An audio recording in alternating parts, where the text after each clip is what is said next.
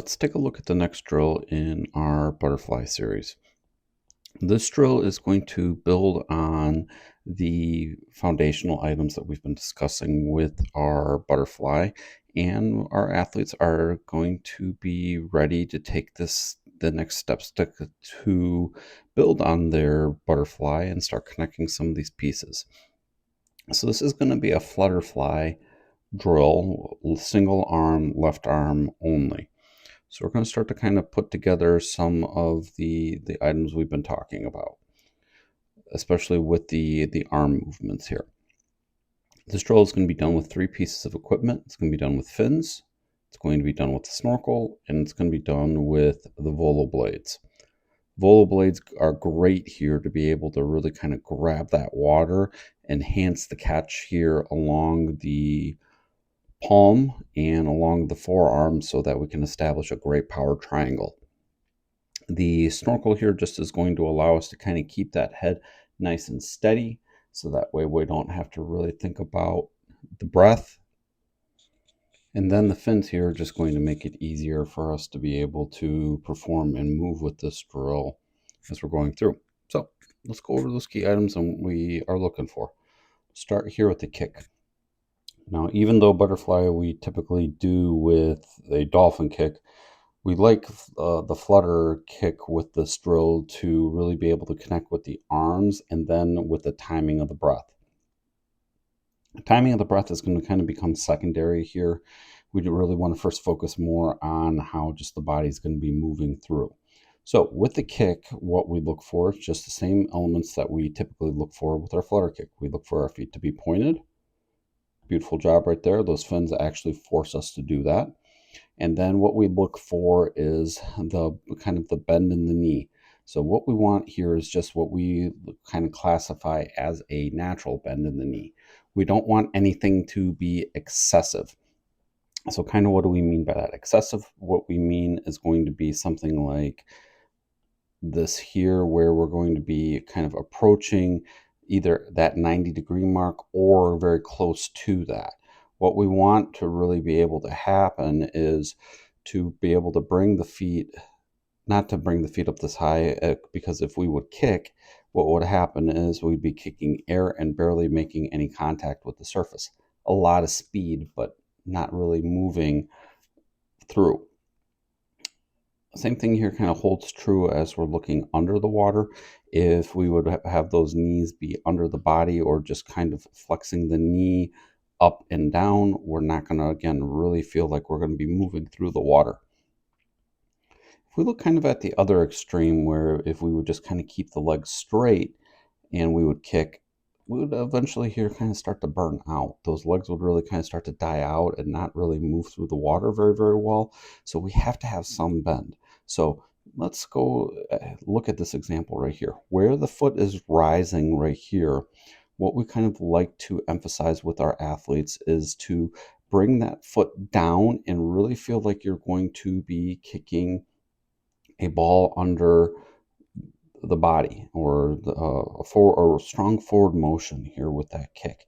That foot is going to have to come down under the body to a degree so that's really, really strong coming down, so that's going to make contact, and then really feel like it's going to be able to have that power, then return up to the surface.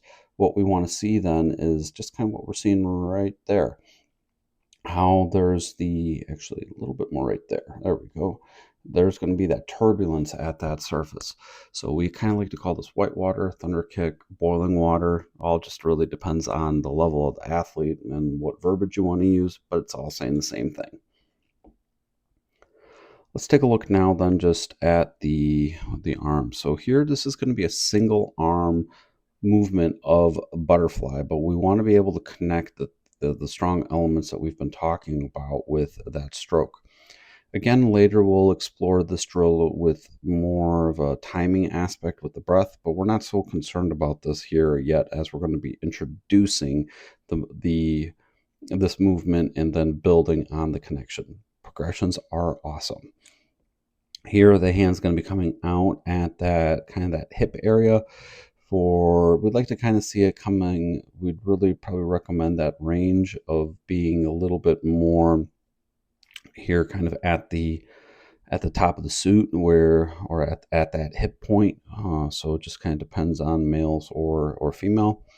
The hand is going to come over. As it's coming over, what we like to see right here, palm is facing backwards, and then as the arm is approaching the shoulder area here, relax that hand so then the palm is facing downward right there. And the other thing that we really like right here is the height of this. This is nice and low to the surface right now. This is really, really nice as we're looking to go over the water. And then our entry point, we would want to look that it is here in front of the shoulder, or for younger athletes. Sorry, for older athletes. For younger athletes, we kind of like it to be about right here where it would be outside the shoulder. And then what we want to be able to do is push that hand forward and then just push that chest down. When we do that, we should still feel the hips here pop up a little bit, not as much as they would when we would be doing the version of this drill or the progression of this drill with the dolphin kick. We just kind of keep repeating that movement. The kick here can be just done at a nice moderate level. And then we just keep moving through. Great job here by our athlete. The blades, again, really focus on just kind of enhancing the feel of the catch under the water. We'll go over that in a moment when we go to our underwater view. Here is a great job of, again, pointing those toes. And we can kind of see that again right there. Now, when we talked about getting that foot under the water, or a little bit under the body, that's what we mean right here. So then we can bring everything up here toward the surface, and then we just keep moving through. On the return view, we look for those same things. So here, just again, because our athlete's older, we are coming in a little bit more in front of that shoulder line. Just we don't want to cross inward in front of that, because otherwise we're going to be generating an out sweep. Here we have a nice kick behind us. And again, the non-stroking arm obviously here stays in front. Just keep working that breath. Now, underwater, when we're going to switch here, we want to look at having that same exact catch that we would with our freestyle. So here, as we're coming in, again, remember, we want to really focus on stretching that hand forward. What we want to be able to do is really establish a very, very, very strong power triangle right here. So kind of right here, what we would like to see actually is the elbow and the hand be deeper. So that way we can bring everything in a little bit closer to the body. Formulating this power triangle right here is going to allow you to have that best combination of speed and power. So that way you can grab the water here and really feel like we're moving very well. Remember, athletes are going to be able to perform drills and skills to various ability levels. So make sure that we're always engaging with the athletes and helping them to be put in a position of success. Hopefully you found some great value out of this. If you did, be sure to drop a like and subscribe.